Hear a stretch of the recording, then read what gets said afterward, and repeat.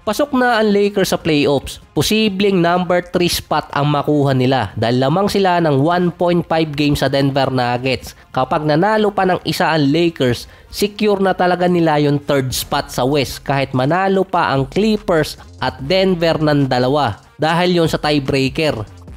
Kapag pumasok na ang Lakers sa number 3, hindi nila magiging kabracket ang OKC kundi yung number 2 team na Houston Rockets. May chance pa naman sa Battle of LA kung papatak ng number 6 to number 7 ang Clippers.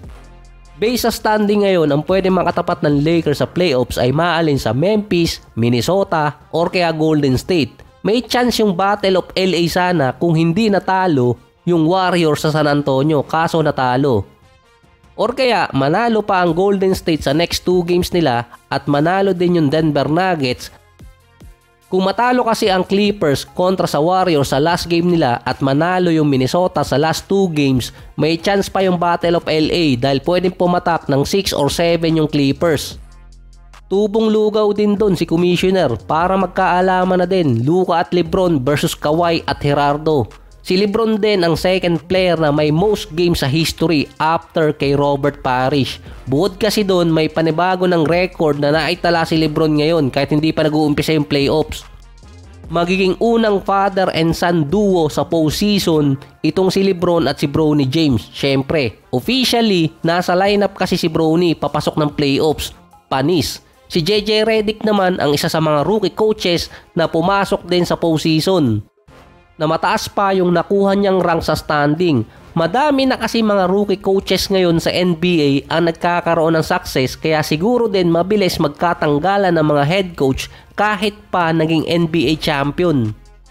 Galing din kasi ang Lakers sa isa sa pinaka-silent nilang off-season since dumating si LeBron. Yun pala sa mid-season magkakaroon ng ingay dahil sa trade kay Luka. Halos katulad lang din ng 2023 season na bago yung run ng Lakers after ng mga transaction nila bago yung deadline. At si Redick lang ata yung coach ni LeBron na sa isang season hindi nagkaroon ng rumors na matatanggal. May next year pa naman. Sa East naman, ang posibleng magtapat sa first round kung sa standing ngayon ay Detroit at Knicks. Ang isa pa rin sa mga playoff contender ay Knicks. Ang problema nga lang sa kanila, sinasabing exhausted na yung mga player dahil sa long regular season. Kung hindi pa na-injured yung player, hindi makakapagpahinga.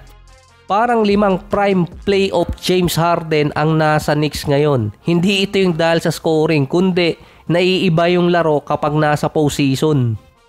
Sa nakaraan 2 season din, ganito yung nangyayari sa Knicks. Napapagod yung player nila, lalo na last year, halos naging Squid Game. Hindi naman talaga yun ang weakness ng Knicks papasok ng playoffs, yung babad yung kanilang nasa starting unit. Substitution pattern ang problema ni Coach Tom Thibodeau sa playoffs. Mostly 5 player ang binababad niya, ito yung nasa starting unit. Madaling ma-scout yun ng mga teams lalo na kung mag-a-adjust sila. Ang magiging pattern niya sa mga player. Isa din sa mga pattern na yon na lagi niyang ginagawa. Iiwan niya magkasama si Bronson at si Josh Hart. Halos wala din pamalit na sentro ang Knicks dahil si Mitchell Robinson injured na naman. Kaya ang best option nila para sa center position si Precious Achiuwa. Isa pa doon, kabracket ng Knicks ang Celtics. First 8 player ng Boston nagagamit talaga nila sa rotation. Meron din naman ng Knicks kaso yung substitution pattern nila predictable. Parang mas okay pa atang nakaka-bracket ng Knicks yung Cavaliers na hanggang ngayon wala pa rin atang naniniwala at tinatawag pa rin banderang kapos.